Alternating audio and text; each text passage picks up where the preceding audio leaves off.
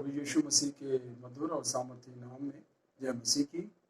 आज का पहला वचन लिया गया है पुराने नियम से उत्पत्ति की पुस्तक, उसका 32वां अध्याय, उसके 22 पद से लेकर 30 पद तक, जहाँ परमेश्वर का वचन हमसे आज इस प्रकार से कहता है। उसी रात वह उठा और अपनी दोनों स्त्रियों और दोनों दासियों और 11 लड़कों को संग लेकर घाट से यब्बोक नदी के पार उतर गया।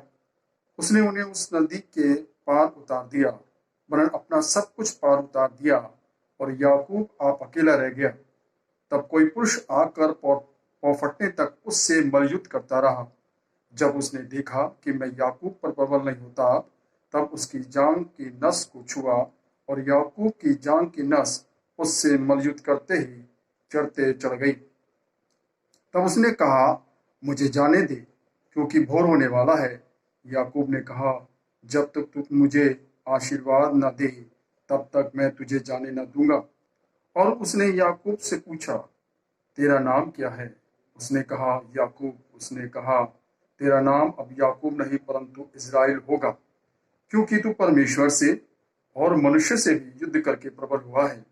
याकूब ने कहा, मैं विनती करता हूँ, मुझे अपना नाम बता। उसने कहा, तू मेरा नाम क्यों पूछता है? तब उसने उसको वही आशीर्वाद दिया।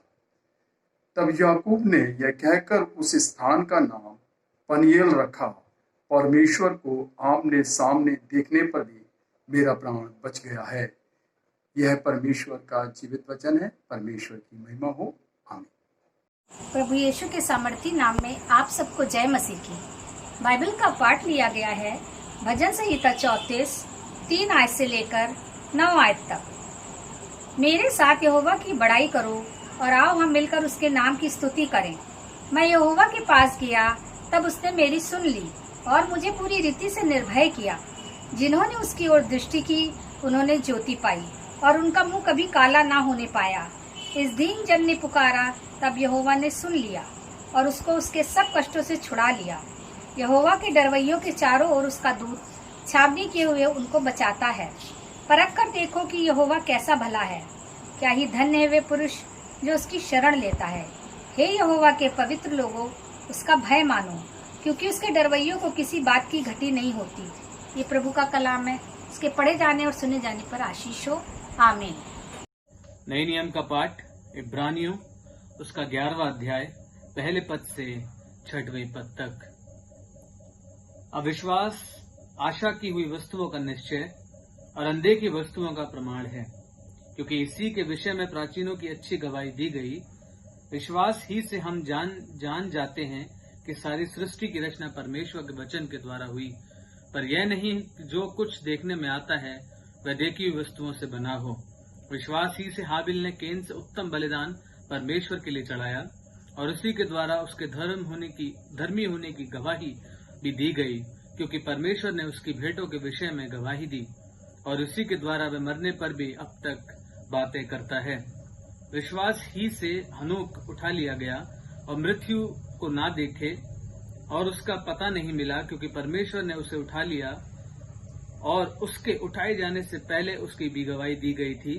उसने परमेश्वर को प्रसन्न किया है, और विश्वास बिना उसे प्रसन्न करना अनहोना है, क्योंकि परमेश्वर के पास आने वाले को विश्वास करना चाहिए कि वह है, और अपने खोजने वाले को प्रतिफल देता है। ये परमेश्वर का जीवित वचन है। परमेश्वर का धन्यवाद हो।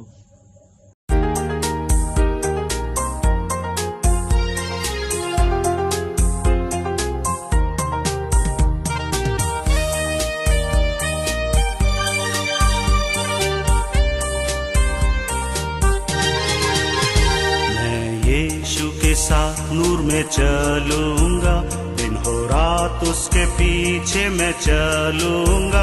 नूर में चलूंगा, पीछे चलूंगा, यीशु मेरा मुंजी मसलूम।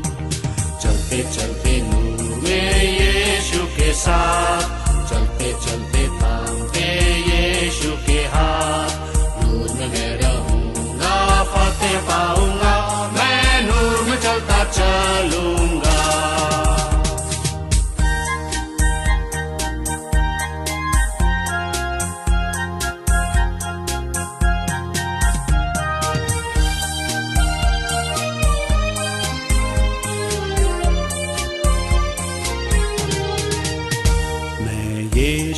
साथ नूर में चलूंगा, हो अंधेरी रात में न डरूंगा, पैर उठाऊंगा दिल से गाऊंगा, यीशु मेरा मुंजी मसलूब। चलते चलते नूर में यीशु के साथ, चलते चलते थामते यीशु के हाथ, नूर में मैं रहूंगा, फतेह पाऊंगा, मैं नूर में चलता चलूंगा।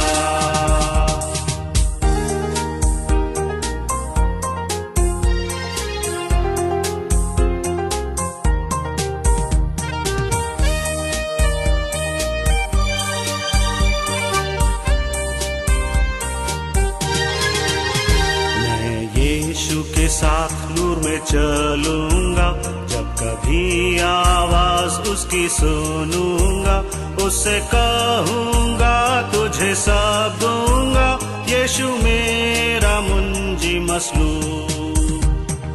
चलते चलते नूर में यीशु के साथ, चलते चलते थामते यीशु के हाथ, नूर में मैं रहूंगा, फतेह पाऊंगा, मैं नूर में चलता चलूंगा।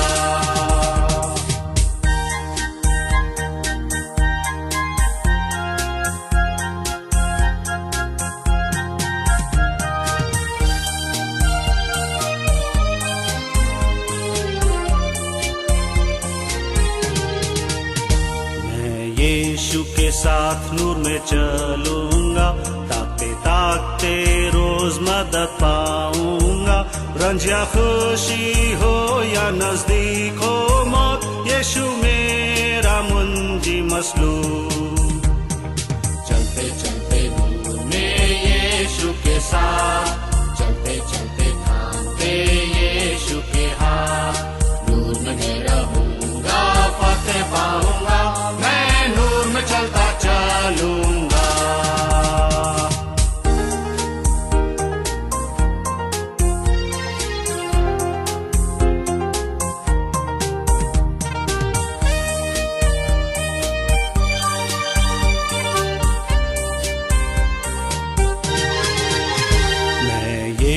के साथ नूर में चलूंगा, अपनी आंख उसकी तरफ लगाऊंगा, हाथ में ले सलीब, झंडा है अजीब, यीशु मेरा मुंजी मसलूब।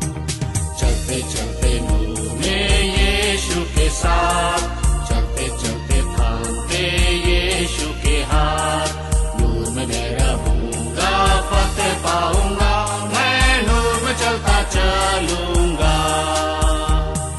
चलते चलते नूर में यीशु के साथ, चलते चलते थामते यीशु के हाथ, नूर में मैं रहूंगा, फतेह पाऊंगा, मैं नूर में चलता चलूंगा। हमारे महान उद्धारकर्ता प्रभु यीशु क्रिस्त के जीवित, पवित्र और सामर्थी नाम में आप सबको जय मसीह की। Good morning everyone and praise the Lord. This is 16th Sunday after the Pentecost, पवित्र आत्मा के अवतरण पर्व यानी कि पेंटेकोस्ट के पश्चात का 16वां रविवार। आज का प्रस्तावित विषय विश्वास पर अटल रहने का पुरस्कार। विश्वास पर अटल रहने का पुरस्कार। आइए हम प्रार्थना करें। हे स्वर्गीय पिता, आपके लिए कुछ भी असंभव नहीं और आप उनको कभी निराश नहीं करते जो आप पर भरोसा करते हैं। हमें इतना विश्वास प्रदान कीजिए कि हम संकट के समय में आशा का हाथ ना छोड़ें, वरन भरोसे के साथ आपके पुत्र प्रभु यीशु के नाम में आपको प्रार्थना अर्पित करें, उन्हीं के द्वारा जो आपके पवित्र आत्मा के साथ एक परमेश्वर है और अब तथा सदा सर्वदा जीवित और राज्य करते हैं। आमीन। The Holy Gospel reading for this morning has been taken from the Gospel according to St. Matthew, chapter 15, beginning to read from 21st verse and ending at the 28th verse of the chapter. Praise to you, Lord Jesus. पवित्र सुसमाचार का पाठ, संत मती रचित सुसमाचार, उसका 15वां अध्याय 21वें पद से लेकर 28वें पद तक। हे प्रभु यीशु, आपकी महिमा हो। यहाँ परमेश्वर के जीवित, पवित्र और सामर्थी वचन में कुछ इस प्रकार से लिखा है। आप भी अपनी बाइबल से इस अध्याय को पढ़ सकते हैं। मती 15:21 पद। यीशु वहां से निकलकर सूर और सैदा के प्रदेश की ओर चला गया। उस प्रदेश से एक कनानी स्त्री निकली और चिल्लाकर कहने लगी, हे प्रभु, दाऊद की संतान, मुझ पर दया कर। मेरी बेटी को दुष्ट आत्मा बहुत सता रहा है। पर उसने उसे कुछ उत्तर ना दिया। तब उसके चेलों ने आकर उससे विनती की, इसे विदा कर, क्योंकि वह हमारे पीछे चिल्लाती हुई आ रही है। उसने उत्तर दिया, इस्राएल के घराने की खोई हुई भेड़ों को छोड़ मैं किसी के पास नहीं भेजा गया। पर वह आई और यीशु को प्रणाम करके कहने लगी, हे प्रभु, मेरी सहायता कर। उसने उत्तर दिया, लड़कों की रोटी लेकर कुत्तों के आगे डालना अच्छा नहीं। उसने कहा, सत्य है प्रभु, पर कुत्ते भी वे चूर चार खाते हैं जो उनके स्वामियों की मेज से गिरते हैं। इस पर यीशु ने उसको उत्तर दिया, हे स्त्री, तेरा विश्वास बड़ा है, जैसा तू चाहती है तेरे लिए वैसा ही हो। और उसकी बेटी उसी घड़ी से चंगी हो गई। ये प्रभु यीशु क्रिस्ट का सुसमाचार है। हे प्रभु यीशु, आपकी स्तुति हो। हम परमेश्वर का धन्यवाद दें आज की आराधना के सुंदर समय के लिए, जिसमें परमेश्वर की उपस्थिति एक बार फिर से हमारे मध्य में पाई जाती है। हमने परमेश्वर के वचन से चुने हुए, या फिर यूं कहें आज के निर्धारित किए हुए अध्यायों को, पाठों को सुना है। और आज हम परमेश्वर के वचन पर एक बार फिर मनन करने वाले हैं। आज का मेडिटेशन हम सब के लिए पादरी सुनील सी लाल साहब हमारे लिए लीड करने वाले हैं। और मैं निवेदन करूंगा हम इस मेडिटेशन को, इस डिवोशन को ध्यान से सुने, ताकि परमेश्वर की उपस्थिति हमारे जीवन में पाई जाए। मैं आपसे ये भी निवेदन करना चाहता हूं, आप कलीसिया के हर एक परिवार को, हर एक दुखी, बीमार, गमज़दा और ज़रूरतमंद व्यक्तियों को अपनी प्रार्थना में स्थान दें। आप हर एक जन के लिए प्रार्थना करें, अपने पासबानों के लिए, अपनी डायसिस के लिए, अपने चर्च के लिए, अपने बिशप साहब के लिए आप सब निरंतर प्रार्थना करते रहें, क्योंकि वे भी हम सब के लिए निरंतर प्रार्थना करते हैं। मेरा आपसे निवेदन है, जैसा मैं पीछे कई हफ्तों से आपको याद दिलाता आ रहा हूं, यदि आपका कोई भी ड्यू, किसी प्रकार का ड्यू आपके गिरजे के प्रति है, तो आप उसे जल्द से जल्द पूरा करने का प्रयास करें। चर्च के खुलने की अभी कोई तिथि निर्धारित नहीं की गई है, और जैसे ही इसका निर्धारण किया जाता है, उसकी सूचना आपको व्हाट्सएप मैसेज के द्वारा अवश्य ही पहुंचा दी जाएगी। मेरा आपसे निवेदन है, प्रार्थना करते रहें, वचन पढ़ते रहें और एक दूसरे के लिए परमेश्वर से दुआ मांगे, ताकि परमेश्वर की आशीषें ना केवल हमारे जीवन में परंतु हमारे अजीजों के जीवन में भी बनी रहे। मैं निवेदन करूंगा, कुछ देर में आप पादी साहब के इस मेडिटेशन को सुनने वाले हैं। आप ध्यान से सुने और परमेश्वर से उनके लिए प्रार्थना करें। आप सबको जय मसीह। प्रभु यीशु मसीह में आप सबको मेरा सलाम। खुदा का धन्यवाद देते हैं खुदा बाप ने आज ये मौका दिया कि वचन मैं बांट सकूं।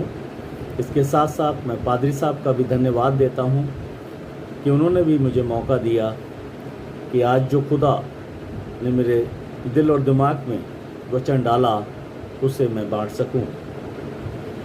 यदि हम संत मत्ती रचित सुसमाचार उसका 25वां अध्याय पहले पद से 13 पद तक देखें तो वहाँ पर 13वें पद में इस प्रकार से लिखा है, इसलिए जागते रहो क्योंकि तुम ना उस दिन को जानते हो ना उस घड़ी को जब मनुष्य का पुत्र आ जाएगा। अगर पुराने नियम से हम देखें तो सबोपदेशक उसका 3रा अध्याय पहले पद में भी इस प्रकार से लिखा है, हर एक बात का एक अवसर और प्रत्येक काम का जो आकाश के नीचे होता है एक समय है। ये 2 पद जो खुदा आपने मेरे जीवन से जोड़े, जिन्हें मैं आज प्रभु की उपस्थिति में आपके सामने बांटना चाहता हूँ। हम दुआ करें। प्रभु यीशु, जो ये 2 पद हमें दिए हैं, प्रभु हमें बुद्धि और ज्ञान दीजिए ताकि आज के वचन से हम सबों को आशीष मिले, यीशु के नाम से आमीन। मेरे प्रियो, आज का जो सब्जेक्ट है वो समय है, और ये समय जो है मनुष्य की बहुमूल्य संपत्ति है। और हम ये देखते हैं कि समय ही हम सब मनुष्य पर नियंत्रण रखता है, क्योंकि वही हमारा मानक है। समय की अनंत अवधि में एक बिंदु है जिसे हम जन्म दिवस कहते हैं। अजीजों, वर्ष, महीनों, घंटों, मिनट और सेकंडों में समय को बांटा गया है। समय का महत्वपूर्ण बिंदु मृत्यु है, जो समय से हमारा नाता तोड़ती है। अजीजों, ये समय जो बहुत ही ज़रूरी है, इस समय में, मौजूदा वक्त के समय में हमें प्रभु के चरणों में अपने जीवन को बिताना होगा, ताकि परमेश्वर जो अचानक हमारा न्याय करने आने वाला है हमें पछताना ना पड़े। मेरे प्रियो, आज मनुष्य इतना व्यस्त हो गया है, धन दौलत कमाने के लिए इतना व्यस्त है कि उसे समय ही नहीं है कि वो प्रभु के चरणों में बैठकर इबादत कर सके, समय बिता सके, लेकिन पूरी तौर से भाग दौड़ में लगा है। लेकिन परमेश्वर का वचन कहता है, नीति वचन 27 उसके पहले पद में लिखा है, कल के दिन के विषय में मत फूल, क्योंकि तू नहीं जानता कि दिन भर में क्या होगा। इसलिए मेरे प्रियो, जो तोड़े यानी गॉड गिफ्ट परमेश्वर ने हम सबको अलग अलग दिए हैं, हमें उनमें बढ़ोतरी करनी होगी। जैसे प्रचारक हैं, डॉक्टर हैं, नर्स हैं, अध्यापक हैं, समाज सेवक इत्यादि हैं। हमें जिस भी जगह पर कार्य करने को दिया गया है, बड़ी ईमानदारी से, बड़ी वफादारी से, बड़ी मेहनत से काम करना होगा, क्योंकि हमें हमारा अधिकारी नहीं बल्कि हमारा परमेश्वर देख रहा है। इसलिए हमें बहुत ही अच्छी तरीके से काम करना है। वो जो समय दिया है उसमें बड़ी मेहनत से समय, क्योंकि समय बाइबल बताती है कि इस समय बहुत हमारा जीवन का छोटा है। अगर भजन संहिता 39 उसके 5वें पद में देखें, लिखा है, देख तूने मेरे आयु 42 भर की रखी है और मेरी अवस्था तेरी दृष्टि में कुछ नहीं है। सचमुच सब मनुष्य कैसे ही स्थिर क्यों ना हो तो भी व्यर्थ ही है। अजीजों, इस अल्प समय में जो हमारे जीवन का है, हम सब कोशिश करें कि अधिक से अधिक समय प्रभु के चरणों पर बिताएं। मेरे प्रियो, मैं आज प्रभु में होकर बताना चाहता हूँ, जबकि मौजूदा वक्त परिवहन का वक्त है। आज आदमी साइकिल से चल रहा है, मोटरसाइकिल से चल रहा है, 4 व्हीलर से चल रहा है, और कब कौन सी दुर्घटना घट जाए हम नहीं जानते। लेकिन जब हम परमेश्वर में होकर जीवन बिताते हैं तो परमेश्वर का वचन बताता है कि यहोवा तेरे आने जाने में तेरी रक्षा अब से लेकर सदा तक करता रहेगा। व्यवस्था विवरण 28:6 में लिखा है, धन्य हो तू भीतर आते समय, धन्य हो तू बाहर जाते समय। सो हमारे जीवन का समय निश्चित नहीं परंतु अनिश्चित है। भजन संहिता 90 उसके 5वें और 6ठे पद में अगर हम देखें तो इस प्रकार से लिखा है, तो मनुष्य को धारा में बहा देता है, वे स्वप्न से ठहरते हैं, वे भोर को बढ़ने वाली घास के समान होते हैं, वो भोर को फूलती और बढ़ती है और सांझ तक कटकर मुरझा जाती है। ये खुदा के वचन हैं। मेरे प्रियो, हमारा जीवन यात्रा के समान है, ये समय यात्रा के समान है, हमारा जीवन का समय स्वप्न के समान है, हमारे जीवन का समय छाया के समान है, हमारे जीवन का समय भाप के समान है, हमारे जीवन का समय फूल के समान है, खिलता है, बड़ा सुंदर दिखता है, लेकिन फिर बाद में मुरझा जाता है। मेरे प्रियो, आज परमेश्वर का वचन हमको बताता है मौजूदा दौर में जो कि इस समय चल रहा है, जो समय चल रहा है, इसमें हम प्रभु के चरणों में बने रहें, प्रभु के साथ साथ बने रहें, ताकि परमेश्वर हमें अनुग्रह दे, हमारा उद्धार करे और हमारा उस भयंकर समय से हम अपने आप को बचा सकें जो ये चल रहा है। क्योंकि हम ये जानते हैं वो समय आ रहा है जो कि यीशु हमारा न्याय करेगा, और यीशु जब हमारा न्याय करेगा वो तो कहता है कि अपनी प्रसन्नता के समय मैंने तेरी सुन ली और उद्धार के दिन मैंने तेरी सहायता की। देखो अभी वह प्रसन्नता का समय है, देखो अभी वो उद्धार का दिन है। मेरे प्रियो, वर्तमान समय हम सबका अनुग्रह के साथ साथ प्रसन्नता का भी समय चल रहा है। हम सबको उसकी नज़दीकी में रहना है और वचन के द्वारा और प्रार्थना के द्वारा उसकी आवाज़ को सुनना है, उसकी आवाज़ को, उस धीमी आवाज़ को सुनना है जो हमारे जीवनों से वो चाहता है। वो आज भी हम सबको सबसे बातचीत करना चाहता है, लेकिन हमने अपने अपने जीवनों को कठोर कर रखा है। यदि आज बड़ी नम्रता और दीनता और हलीमी के साथ प्रभु की उपस्थिति में आते हैं और उसका शब्द हम सब अपने जीवनों में सुनते हैं, बड़ी हलीमी से आंखें बंद करके, तो वो आवाज़ हमें सुनने पाते हैं। इब्रानियों 3:15 में लिखा है, जैसा कहा जाता है कि यदि आज तुम उसका शब्द सुनो तो अपने मनों को कठोर ना करो, जैसा कि क्रोध दिलाने के समय किया था। मेरे प्रियो, वो धीमी आवाज़ जब हम सुने तो अपना दिल खोल दें और प्रभु के चरणों में बैठ जाएं। अजीजो, हम सब समय के चक्र में घूमते हुए, तमाम कार्यों को करते हुए जीवन की चरम सीमा तक पहुँचेंगे।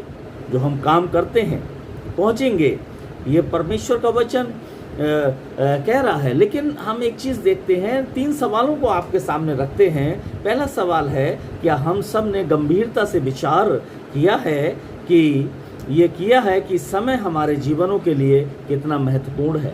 हमें देखना है ये समय हमारे लिए कितना महत्वपूर्ण है। दूसरा सवाल, क्या हम अपना जीवन व्यर्थ तो नहीं जाने दे रहे हैं? हमें देखना होगा। तीसरा सवाल, किस प्रकार हम सब अपने जीवनों का सदुपयोग कर रहे हैं? हम सब स्वयं इस विषय पर विचार करें, क्योंकि परमेश्वर का वचन आज हम सब से क्या कहता है। इफिसियों 5:16-17 में लिखा है, और अवसर को बहुमूल्य समझो, क्योंकि दिन बुरे हैं, इस कारण निर्बुद्धि ना हो, पर ध्यान से समझो कि प्रभु की इच्छा क्या है।